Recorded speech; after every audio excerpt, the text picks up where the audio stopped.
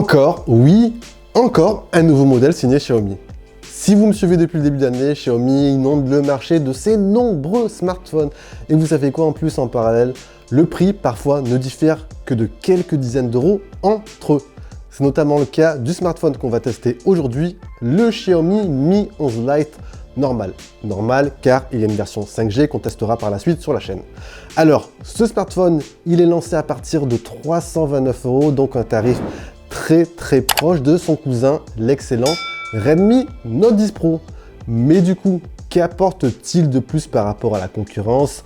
J'englobe bien sûr la concurrence aussi interne. On va checker tout ça ensemble durant ce test. Oui, dès les premières secondes de prise en main, ce qui m'a le plus choqué, c'est quoi? C'est sa finesse et sa légèreté. Alors, c'est vrai que c'est assez bluffant. Entre les mains, j'avais l'impression que j'avais un petit jouet. De mémoire, je vous l'avais annoncé lors de la conférence, lors de la présentation officielle des smartphones, les modèles Xiaomi Mi 11 Lite sont les smartphones les plus fins et les plus légers jamais conçus de la part de Xiaomi jusqu'à présent.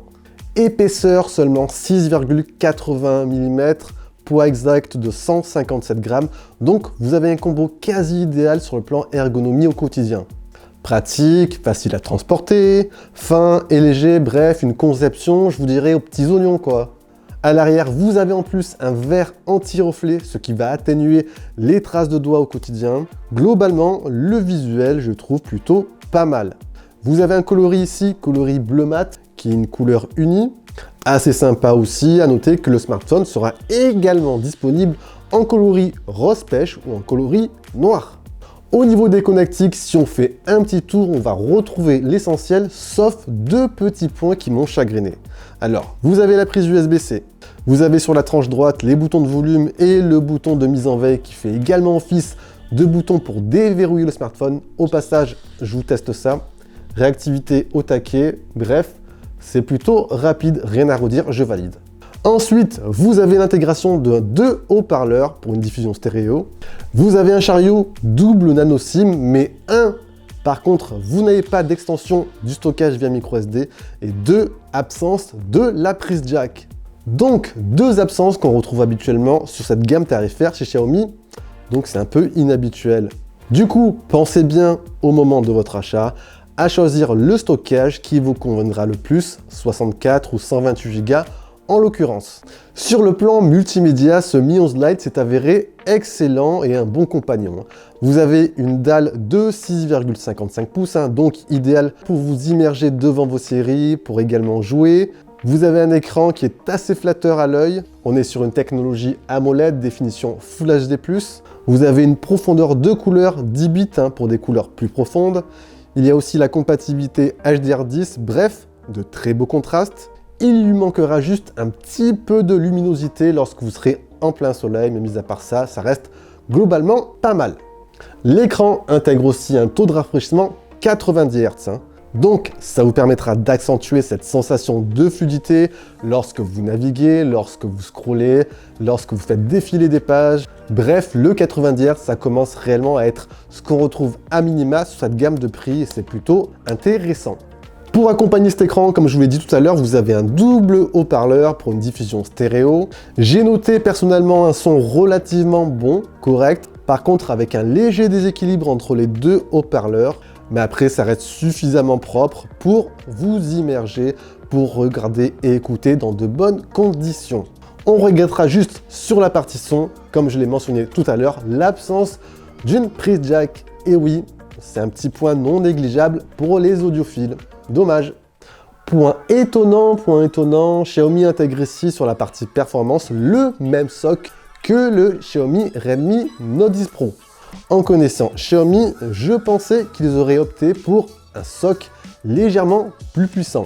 Donc, on a ici une configuration Snapdragon 732G couplée à 6 Go de mémoire vive et 64 ou 128 Go de stockage en UFS 2.2. Vous avez une configuration, honnêtement, qui est suffisamment performante pour assurer quasiment tout type d'usage. Que vous passiez du temps sur vos réseaux sociaux, il fera sans souci. Que vous naviguez sur le net, aucun souci non plus. Ça défile, c'est plutôt rapide. Les ouvertures d'applications sont très réactives.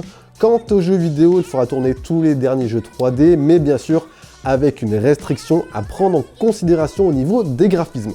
Au passage, si vous êtes un profil plus gamer, je vous conseille de vous tourner vers le Xiaomi Poco X3 Pro qui, pour un prix plus bas, propose de meilleures performances. Petite session jeu vidéo, PUBG, bien sûr, hein, le jeu tourne correctement, aucun souci particulier, le smartphone ne chauffe pas. Bon, après, je reste sur des sessions assez courtes d'1 heure maximum, donc ça reste tout à fait convenable. Au niveau des graphismes, c'est acceptable, bref, je valide. Donc, une configuration amplement suffisante et assez fluide et rapide pour la majorité des utilisateurs. Le smartphone tourne bien sûr sur l'interface maison MUI version 12, donc c'est la dernière version qui est basée sur Android 11. Bon, je l'ai répété assez souvent, il me semble, vu que c'est le énième smartphone Xiaomi qu'on présente depuis le début de l'année. Alors, MUI, c'est une interface qui a pas mal évolué positivement, à part toujours de nombreuses applications préinstallées de base que je trouve inutiles. Après, on retrouvera bien sûr le nouveau centre de contrôle avec un accès rapide aux fonctionnalités. Ensuite, dans les paramètres, vous retrouverez les onglets habituels dans le mode écran, de quoi planifier le mode sombre, également le schéma de couleur, taux d'actualisation du taux de rafraîchissement. Vous avez aussi protection de la vie privée, de quoi gérer votre batterie, mais également des paramètres supplémentaires comme le mode à une main, également la navigation gestuelle, bref, pas mal de personnalisation possible. Une interface qui fait la part belle aux animations et également à la personnalisation. Configuration à l'arrière, hop, 3 capteurs. Alors, sous le halo argenté, vous avez le capteur principal de 64 mégapixels avec une ouverture constante de f1.79. Vous avez ensuite un ultra grand angle de 8 mégapixels et un capteur télémacro de 5 mégapixels. Alors globalement, l'expérience photo, elle est assez similaire au Redmi Note 10 Pro. Dans de bonnes conditions, le capteur principal réalise des clichés nets, détaillés, sans forcément saturer au niveau de la colorimétrie, ça reste assez naturel. Donc de base, vous prendrez des clichés en 16 mégapixels. Après, en activant le mode 64 mégapixels, je n'ai pas forcément ressenti de grandes différences. Vous avez un cliché un poil plus net, un poil plus détaillé, mais voilà, pas plus. L'ultra grand angle est globalement satisfaisant pour cette gamme de prix. On notera comme d'habitude une légère incohérence de couleur avec le capteur principal, mais ça reste tout à fait honorable. Et pour finir, le mode télémacro avec un grossissement x2, honnêtement, c'est passable, ça n'apporte pas de réelle plus-value à l'expérience photo. Après, ouais, vous pourrez vous en servir pour vos réseaux sociaux. Alors de nuit, le smartphone, bon, on va le dire clairement, de nuit c'est assez moyen, on atteint rapidement les limites. Vous avez un mode nuit, mais qui n'apporte pas plus de lumière en plus que ça. Bref, pour les conditions en basse lumière, c'est médiocre. Pour la vidéo maintenant, pour les amateurs de vidéo, vous pourrez filmer en 4K à 30 images par seconde. Vous aurez en parallèle une bonne stabilisation, par contre celle-ci ne sera active qu'en Full HD. Dans l'interface vidéo, on retrouvera en plus dans l'onglet bien plus, le mode Dual Vidéo. Idéal pour les vlogueurs, ça vous permet d'avoir une double visualisation, super cool.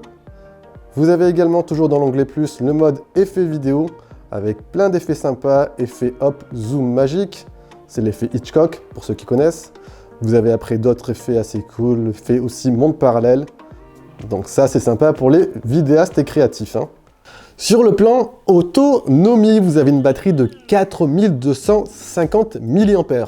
Donc une capacité à peu près dans la moyenne. Et oui, Xiaomi avec un smartphone aussi fin a dû faire quelques concessions. Xiaomi étant habitué à mettre des batteries assez grosses en général.